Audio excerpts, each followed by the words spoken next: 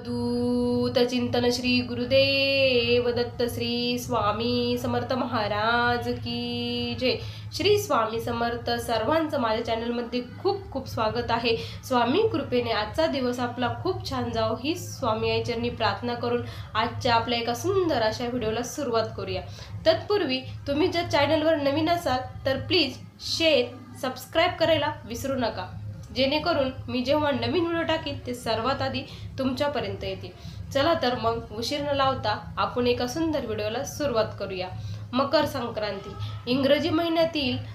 इंग्रजी वर्षातील हा महत्त्वाचा सण मानला जातो।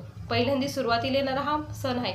जेव्हा सूर्य मकर राशीतून प्रवेश करतो त्यावेळेस हा सण असतो। बहुतेक वेळेस हा म्हणजे 14 तारखेलाच येतो, 14 जानेवारीला, पण यावेळेस 15 तारखेला आला आहे। बघा तुम्ही या सणाला खूप मोठी आवाज पण येत असेल तुम्हाला की इथे गाणे लावून पतंग उडवणे चालू आहे। हा सण सुवासनीचा सण मानला जातो, हे सर्वांना माहीतच आहे। प्रत्येक जण आपल्या घरी हळदी कुंकू हा कार्यक्रम करत असतो।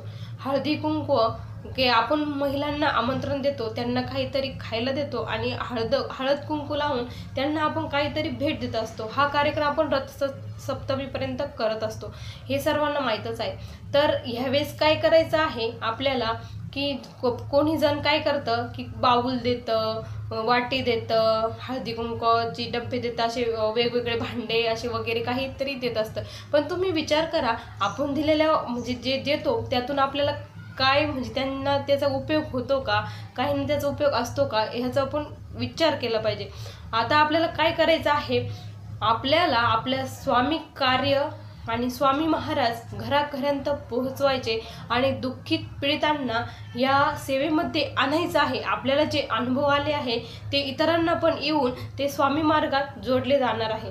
त्यामुळे आपल्याला काय करायचं आहे, ह्या वर्षी आपल्याला कुठलाही प्रकारचा बाऊल चमचा वगैरे काहीही वाण म्हणून महिलांना द्यायचं नाही।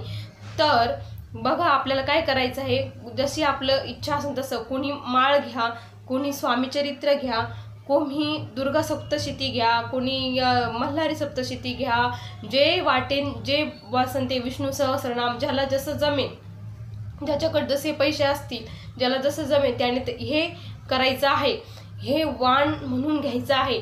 आणि ज्या दुःखित पीडित म्हणजे कोणी जे आपण आमंत्रण करणार आहोत, बघा आपण जर त्यांना दिलं आणि कदाचित पुढच्या म्हणजे त्यांना कधी जीवनामध्ये एखादं संकट आलं आणि स्वामीविषयी त्यांना कोणीतरी सांगितलं तर त्यांना आठवण की आपल्याकडे बुक आहे, कोणीतरी दिलेलं आहे, तर ते तिथे स्वामी सेवा करायला लागतील।